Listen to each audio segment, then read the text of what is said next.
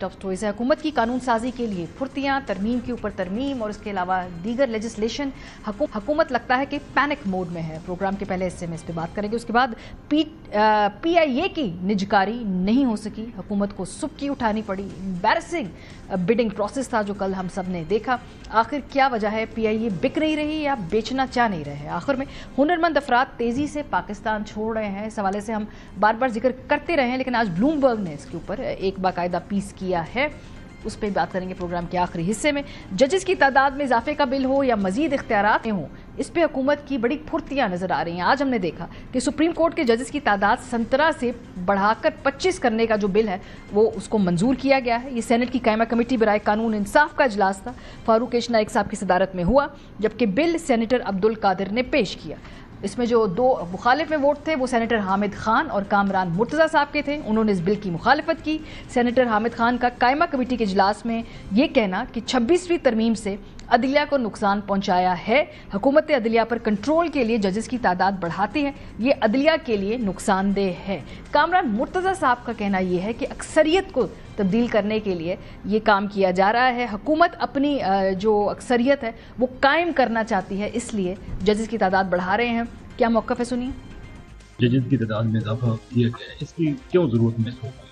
इसकी ज़रूरत इसलिए महसूस हुई है कि वो समझते हैं कि मेजॉरिटी ऑफ जजेस जो शायद हमारे हक में नहीं है, तो वो इसको इस तरह से जो है तब्दील करना चाहते हैं। तो बहरहाल कर लें, हमने अपना जो हमारा मौक़िफ़ था हमने रिकॉर्ड करवा दिया है। हमने कहा है कि चीफ जस्टिस से पूछा जाए, अदालत से पूछा जाए, वो स्टेक होल्डर है इसकी, मगर यहाँ पे मेजॉरिटी के ज़रिए इस मामले को बिल्डोज किया गया है।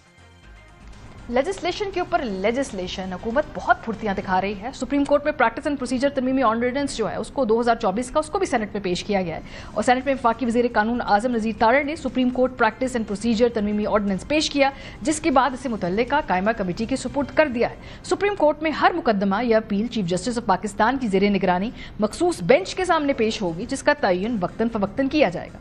आर्टिकल 184 की शिक 3 के तहत समाअत करने वाले बेंच को मामलात की नौयत को वाज़े और माकूल बुनियाद पर तय करना होगा कि मामला अवामी अहमियत का हामिल है या नहीं है।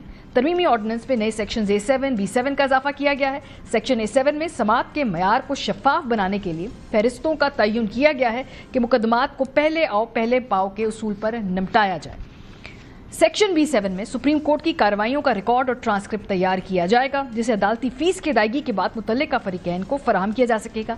आइन के आर्टिकल 191 के तहत सुप्रीम कोर्ट के इख्तियारात को मजीद शफाफ और मौसर बनाने के लिए ये तरमीम की गई है। आइन के आर्टिकल 184 की शिक 3 के तहत मुकदमात के फैसले अवामी अहमियत के उसूल पर किए जा सकेंगे। इंसदाद दहशतगर्दी एक्ट हुकूमत is on a स्प्री right now, ये भी कौमी असम्बली में पेश किया गया। इसका तरमीमी बिल के मुताबिक सिक्योरिटी फोर्सेस को किसी भी फर्द को गिरफ्तार करने के इख्तियारात देने का फैसला किया गया। सिविल आर्म्ड फोर्सेस को दहशतगर्द सरगर्मियों में मुलविस फर्द को गिरफ्तार करने का इख्तियार दिया गया है। दहशतगर्द सरगर्मियों में मुलविस शख्स को 3 माह की तहवील में लिया जा सकेगा। गिरफ्तार शख्स पर इल्जामात की तहकीकात के लिए आला सतह GIT बनाई जाएगी। टारगेट किलिंग, अगवा, बराए तावान, भत्ताखोरी और दीगर शिकायत में मतलूबा शख्स को जेर हिरासत रखने का ये कानून 2 साल तक नाफिजुल अमल रहेगा।